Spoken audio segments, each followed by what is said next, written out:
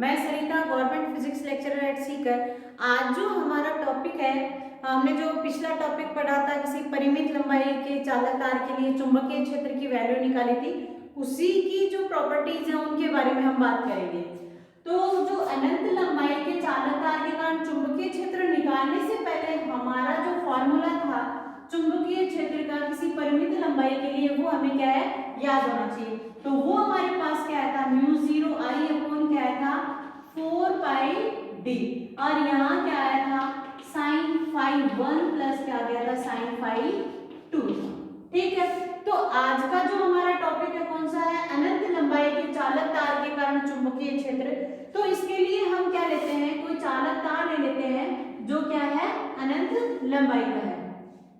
ठीक है, और उसी के किसी बिंदु P पर हमें क्या निकालना है, इसमें चुंबकीय क्षेत्र निकालना है। आपको याद हो तो हमने किसी बिंदु के लिए ऐसे मिलाया था, वो बिंदु क्या फिक्स थे कितनी दूरी पर है, लेकिन यहाँ बात किसकी हो रही है, ये जो एंगल है वो कितना है, कैसे बनेगा, ये अनंत लंबाई का नहीं कह सकती कि ये यहाँ जाकर मैच हो जाएगा। तो इसका मतलब ये इसके पैरेलल चलेगा या नहीं चलेगा। तो हमने ये जो एंगल्स लिए थे कौन से थे हमारे, फाई 1 और फाई 2, ये फाई 1 और ये फाई 2। तो ये जो दोनों एंगल्स हैं वो क्या हो गए, 90 डिग्री हो गए, नहीं हो गए। तो यहाँ से ये दोनों एंगल जब क्या हो गए, फाई 1 इक्वल टू क्या आ गया 90 degree and phi 2 also 90 degree. तो ये दोनों जब 90 डिग्री के आ रहे हैं तो साइन थीटा की जो वैल्यू होती है 90 डिग्री की क्या होती है, 1 होती है। तो यहाँ से हम क्या आ गए, दोनों के sine phi 1 and sine phi 2 दोनों की वैल्यू हमारे पास क्या आती है, इक्वली 1 आती है। तो यहाँ से b की वैल्यू क्या आ जाएगी, म्यू 0 आई अपॉन 4 पाई डी और 1 प्लस 1, ये क्या हो गए, दोनों मिलके क्या हो गए 2। तो ये 2 से 2 कैंसिल हो गया और b इक्वल टू क्या आ गया, म्यू 0 आई अपॉन 2 पाई डी। तो कुछ ये हमारा क्या आ गया है, चुंबकीय क्षेत्र आ गया है। अगर ये जो चालक तार ले रहे हैं वो कहाँ स्थित है, कैसा है, अनंत लंबाई का दिया। और इसी में अगर हम किसकी बात करें, सदिश रूप में अगर लिखना चाहते हैं तो वो हम किस रूप में लिख सकते हैं, इसको इकाई सदिश में ले सकते हैं। तो ये तो थी हमारी क्या, इसकी फर्स्ट कंडीशन। अभी जो सेकंड कंडीशन है वो भी हम इसी के लिए करते हैं कि सेकंड कंडीशन में हम क्या ले लेते हैं कि ये जो चालक तार है हमारा, अभी इसको क्या दे दो, इक्वेशन नंबर 1 दे दो। अलग अलग कंडीशन ले रहे हैं, अपनी बात तो यहीं से करेंगे सारी। तो इक्वेशन 1 देके अभी अगली जो हम एक बात करेंगे, इसी के केस की बात करते हैं। अगर हम क्या ले लेते हैं, कोई एल लंबाई का क्या ले लिया, इसके वन साइड हमने क्या ले लिया, चालक तार ले लिया। ठीक है, चित्र ऐसे ही बनाना है। तो ये एल लंबाई का क्या ले लिया हमने, कोई चालक तार ले लिया है, आधे तार के लिए बात कर रहे हैं। बिंदु P है जो कहाँ स्थित है, d दूरी पर स्थित है। धारा कितनी प्रवाहित हो रही है, इसमें I धारा प्रवाहित हो रही है। तो इसके लिए हमें क्या निकालना है, चुंबकीय क्षेत्र क्या करना है, कैलकुलेट करना है। तो ये जो एल लंबाई का ले लिया, इसका मतलब यहाँ से जो एंगल हमने लिया था फाई 2 है, उसकी वैल्यू आएगी। अब वो फाई 2 एंगल हम कितना लेते हैं, फाई 2 को फाई के इक्वल मानते हैं, वो हमारे ऊपर डिपेंड करेगा। तो जो ये कंडीशन है हमारी सेकंड कंडीशन इसको कहें। तो इस सेकंड कंडीशन के लिए जो चुंबकीय क्षेत्र की अगर बात करते हैं तो यहाँ से हमारे पास जो फाई 1 है वो तो क्या आ गया, 0 डिग्री आया नहीं है। ठीक, और फाई 2 की वैल्यू हम किसके इक्वल ले लेते हैं, फाई के इक्वल ले लो। तो यहाँ से हम इक्वेशन नंबर क्या किया, वो इक्वेशन नंबर 1 से साइन 0 की वैल्यू क्या होती है 0, तो ये तो क्या आ गया 0 और ये क्या आ जाता है साइन फाई। तो यहाँ से जो चुंबकीय क्षेत्र हमारे पास क्या प्राप्त आ जाएगा, म्यू 0 आई अपॉन तो 4 पाई डी और इनटू क्या आ जाता है साइन फाई। ये हमारी क्या आ जाती है, ये तो इक्वेशन नंबर 2 हो गई, और ये इक्वेशन नंबर क्या आ गई 3 आ गई। किसी भी जब हम ये सदिश राशि है चुंबकीय क्षेत्र, तो उसको सदिश रूप में लिखने के लिए क्या कर देंगे, इसको इकाई सदिश से अगर गुणा कर दिया जाता है तब हमारे पास क्या आ जाएगा, इसकी वैल्यू आ जाती है। अभी इसको हम अगर ज्यादा आगे हल करना चाहते हैं तो वो भी लिख सकते हैं, कैसे कि ये जो हमने साइन फाई लिया है उसकी हम वैल्यू भी लिख सकते हैं। तो साइन फाई की वैल्यू लिखने का मतलब क्या आता है, देखो साइन फाई की वैल्यू का मतलब साइन की वैल्यू क्या होती है, साइन इक्वल टू होता है लंब बटा करण। ठीक है, तो कोण के सामने की भुजा तो क्या हो गई लंब, ये तो है एच। कर्ण का मतलब मैं इसको क्या ले लेती हूँ, ओ ए पी ले लिया हमने, कंसीडर ये ओ हो गया, इसको a ले लो, तो इससे ये p अपना ये आएगी या नहीं आएगी, ये a और p हो जाएगी। ये क्या है हमारी r है, हमने क्या कैलकुलेट की है, सबके अंदर इसको क्या कैलकुलेट की है, r की है। लेकिन ये क्या है, कर्ण है समकोण, तो इसको क्या लिख सकते हैं अपन, l स्क्वायर प्लस क्या लिख सकते हैं, d स्क्वायर लिख सकते हैं, नहीं लिख सकते। तो यहाँ से हमारे पास ये क्या आ गया, l अपॉन क्या जाता है, l square plus d square का क्या आ जाएगा, अंडर रूट। तो sin फाई की जगह अगर वैल्यू लिखना चाहते हैं तो b इक्वल टू क्या जाता है हमारे पास, mu 0 i upon 4 pi d into क्या लिख दो, l upon under root l square plus क्या जाता है, d स्क्वायर। ये इक्वेशन नंबर क्या आ गई हमारे पास 4। अगर हमें एंगल का दिया हुआ है न्यूमेरिकल क्वेश्चन में, तो यहाँ फाई की क्या लिख देंगे, हम वैल्यू लिख के निकाल लेंगे। और अगर यहाँ पर हमारे पास लंबाई को दे रखा है, l और d की वैल्यू दे रखी है, तो हम इस कैलकुलेशन से क्या कर लेंगे, इसको कैलकुलेट कर लेंगे। हमें म्यू 0 का जो वैल्यू पता है, धारा दी हुई होगी, d कितनी दूरी पर हमें चुंबकीय क्षेत्र निकालना है, वो भी हमारे पास क्या है, दिया हुआ होगा। अब इसी में अपन क्या करते हैं, नेक्स्ट अपनी एक कंडीशन और लेते हैं। ये अब की बार वाली जो कंडीशन है वो क्या लेंगे हम, कि यहाँ जो अलग अलग, एक तो हमने ये mu 0 i upon 4 pi d की, यही अलग, ये जो अपना तार है वो कहाँ पर होगा, 90 डिग्री के लिए ना, यानी कि phi 1 इक्वल टू 0, phi 2 कहाँ पर हो, 90 डिग्री, यानी कि ये जो आधा तार ले रहे हैं वो क्या हो, अनंत लंबाई का हो। अभी क्या बात कर रहे हैं, ये जो हमने l लंबाई का तार लिया है उसी की जगह क्या बात कर लेते हैं, ये अगर l अनंत की बात करें, या ये कहें कि ये जो बिंदु P है, यहाँ से जो phi 2 है वो इसके क्या समानांतर, वही कंडीशन होगी हमारी, तो ये क्या आ गई O, तो वो phi 1 इक्वल टू क्या आ गया 0, phi 2 बराबर क्या जाता है पाई बाई 2।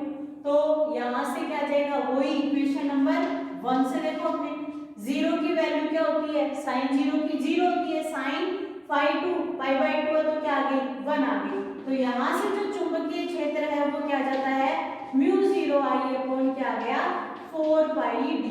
तो ये हमारी क्या आ गई, फोर्थ, इसकी थर्ड कंडीशन आ गई। अभी एक कंडीशन और बची है। अभी एक कंडीशन हमने कौन सी कर दी, कि एक कंडीशन तो देखो हमने क्या लिखी थी, शुरुआत वाली phi 1 phi 2 वाली निकाली। उसके बाद में हमने क्या कहा कि ये जो तार है वो क्या है, जो दोनों तरफ से तार क्या है अनंत लंबाई के लिए, तो जो phi 1 और phi 2 दोनों एंगल्स क्या हो गए 90 डिग्री के।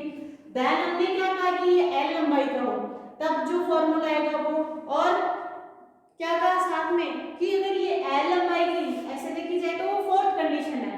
ये तो हमारी इसी के साथ में अलग कंडीशन आ गई ना, तो एक तो ये हमने कंडीशन निकाल ली। अब ये क्या कहते हैं, ये l लंबाई के लिए सिर्फ हाफ पार्ट की बात कर रहे हैं, ये जो कितना है अनंत लंबाई का है, तो यहाँ से ये एंगल कितना आ जाएगा, तो ये लंबवत होगा या नहीं होगा इसकी, कि भाई कहाँ मैच करेगा अपन नहीं कह सकते, वो इसके क्या सीधा चला गया कि phi 2 इक्वल टू क्या आ गया हमारे पास 90 डिग्री। और हमने क्या निकाल लिया, इसके लिए चुंबकीय क्षेत्र की वैल्यू निकाली। अब लास्ट जो हमारी कंडीशन है वो क्या है कि ये जो बिंदु ले रहे हैं हम, जो P बिंदु ले रहे हैं वो क्या है कि ये परिमित लंबाई ले लेते हैं, इनकी बराबर बराबर अगर ले लेते हैं दोनों की दोनों ही, तब क्या कंडीशन आएगी। ठीक है, बराबर बराबर लेने का क्या मतलब आ जाएगा, बराबर बराबर लेने का मतलब अपन चित्र से इसको अच्छे से समझ सकते हैं। बराबर का मतलब आ जाएगा कि ये जैसे हमने l लंबाई ले ली पूरी, ठीक है, इसका जो मिड पॉइंट है उससे बिंदु P पर क्या निकालना है अपने को, चुंबकीय क्षेत्र निकालना है। ये लो, जब हमारे पास क्या आ रहा है, ये भुजा और ये भुजा बराबर है, क्योंकि ये l/2 होगी, ये भी क्या होगी l/2 होगी, और ये दोनों की क्या रही है उभयनिष्ठ भुजा, तो ये दोनों कैसे हो गए, समद्विबाहु त्रिभुज हो गए। अब ये तो ये दोनों भी क्या आएंगे बराबर, तो ये बराबर आने का मतलब ये जो दोनों एंगल थे वो भी क्या आएंगे इक्वल आएंगे, यानी यहाँ जो phi 1 और phi 2 है दोनों को ही हम क्या ले लेंगे, यहाँ पर phi आएंगे या नहीं आएंगे। अभी कैसे आएगा आपको बता दिया, त्रिभुज बन रहा है, समबाहु त्रिभुज का मतलब क्या हो जाएगा, इसकी सब भुजाएं बराबर, तो उसके सारे एंगल्स भी क्या होंगे इक्वल होंगे।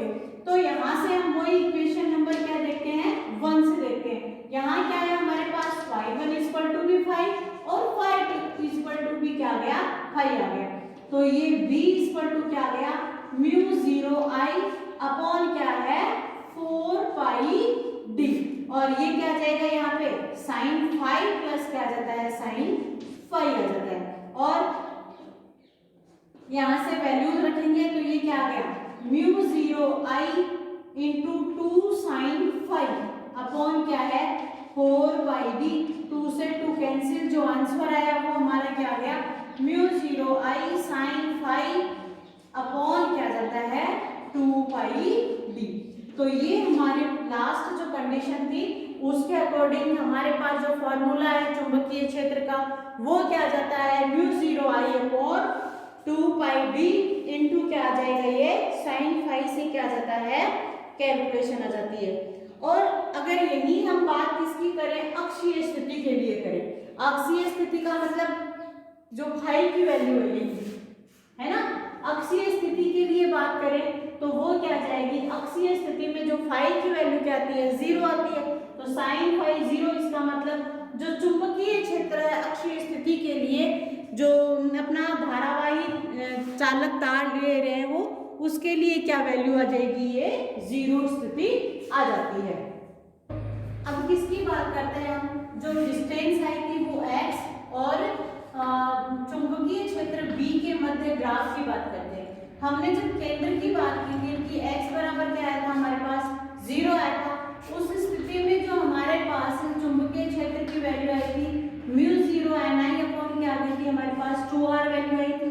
और इसी प्रकार हमने एक वैल्यू और निकाली थी जो हमारे पिछले वृत्ताकार के लिए कि x की वैल्यू लिखी थी हमने r/2 निकाली थी। तो r/2 लिखो प्लस r/2 लिखो या माइनस r/2 लिखो, दोनों के लिए इक्वल ही आनी है। तो यहाँ हम बात किसकी करेंगे प्लस माइनस r/2 किसकी वैल्यू x की वैल्यू जो √r² प्लस x² की फॉर्मूला था तो वो हमारे पास क्या आ गया था यहाँ पर 4/5 इंटू क्या आ गया था म्यू 0 ni अपॉन r। तो ये कैलकुलेशन हम क्या है पहले कर चुके हैं तो इसके बारे में हम डायरेक्ट बात करेंगे। तो जब r/2 और प्लस r/2 माइनस r/2 इन दोनों के बारे में हम बात कर चुके हैं तो इनकी ग्राफ के बारे में अगर बात करते हैं हम क्या करेंगे ग्राफ खींचते हैं। इसमें ये इधर क्या ले लेते हैं अपन प्लस एक्सिस ले लेते हैं, ये इधर क्या ले लिया हमने माइनस एक्सिस की बात की। हमने ये कहा है कि x बराबर 0 जो क्या है इसका मैक्सिमम मान है और वही इनफाइनाइट पे जो वैल्यू थी जो दूरी की वहां पर क्या वैल्यू आई थी चुंबकीय क्षेत्र की क्या आ गई थी हमारे पास 0 आई थी। तो यहाँ हम क्या ले लेते हैं कि ये क्या है केंद्र की स्थिति है और उसके बाद में देखो प्लस r/2 लिखेंगे तब भी इसकी वैल्यू है जो धीरे धीरे क्या होती जा रही है कम होती जा रही है और r की वैल्यू पर इसकी वैल्यू और ज्यादा कम हो रही थी। यानी कि जैसे जैसे ही यहाँ पर r की वैल्यू का मान बढ़ा रहे हैं चुंबकीय क्षेत्र की वैल्यू ये इधर किसके साथ खेल रहे हैं B के साथ, तो चुंबकीय क्षेत्र की वैल्यू है वो धीरे धीरे क्या होती जा रही है कम होती जा रही है। तो इस तरीके से जो आज का हमारा टॉपिक था धारावाही चालक तार है उसकी अलग अलग कंडीशंस के बारे में और वृत्ताकार जो कुंडली थी उसके लिए भी साथ में बताया आपको, जो दूरी और चुंबकीय क्षेत्र उसके ग्राफ बनाया। तो अगले टॉपिक के साथ हम फिर मिलेंगे। इसके साथ ही आज का टॉपिक कंप्लीट हो रहा है, अगले टॉपिक के साथ फिर मिलते हैं। Okay, thank you.